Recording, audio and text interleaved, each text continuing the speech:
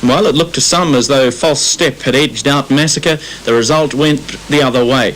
And Cess, you're with me now on Interdoms 83. Obviously it was a disappointing moment to lose out on that Interdominions, but did you really think you'd won? Well, it was most certainly disappointing, Philip. Yes, I thought I'd won. The field that year, was it one of the good fields for an Interdominion, did you think? Well, I think it was just an average field. Of course, False Step started from 48 behind, and this made it pretty tough for him.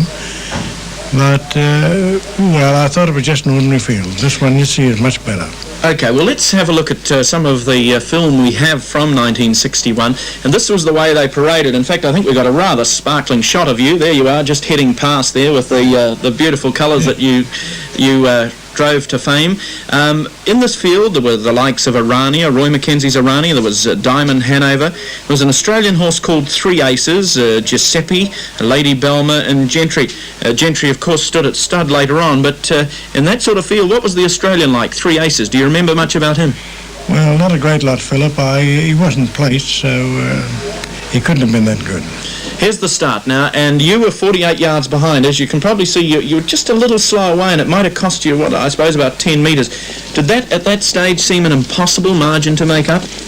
Well, False Step was such a wonderful horse that nothing was impossible to him. And, you know, as the race progressed, I certainly gave him a good chance. Now, the lead at that stage, I think, was taken by Giuseppe, and False Step is at the back of the bunch. But then soon after, we get a few challenges with the likes of Diamond Hanover and Robert Dillon moving up.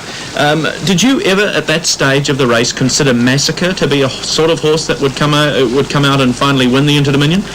Well, no, I certainly did not think so. I was following Massacre, and I moved out from the back of him. But when I went forward, he followed me and eventually beat me, as you know. What was False Step like as a horse to drive? Obviously, you'd lost that big advantage at the stage. You're well back in the field. Was he capable of anything, sprinting, etc.? Yes, he was. He was a great horse.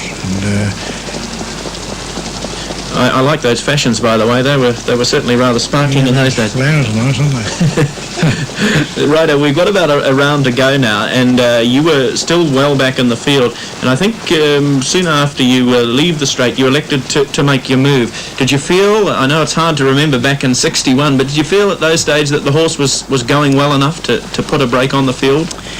Well, he was the type of horse that had to be moved up during the running. He was a great stayer. And Arania was in getting, as I remember, Arania was in getting a very good run.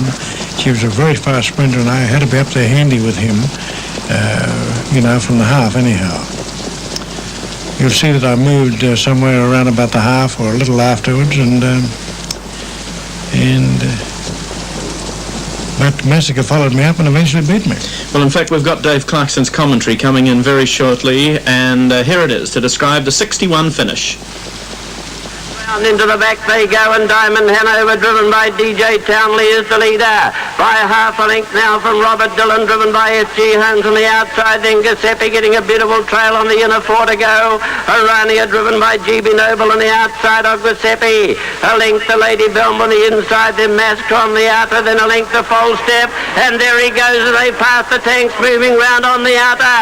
A length to Maestro's Melody on the inside, and Gentry on the outside. They've got three to go, and round the far bend they make their way, and it's Diamond Hanover on the inside and Robert Dillon in the middle.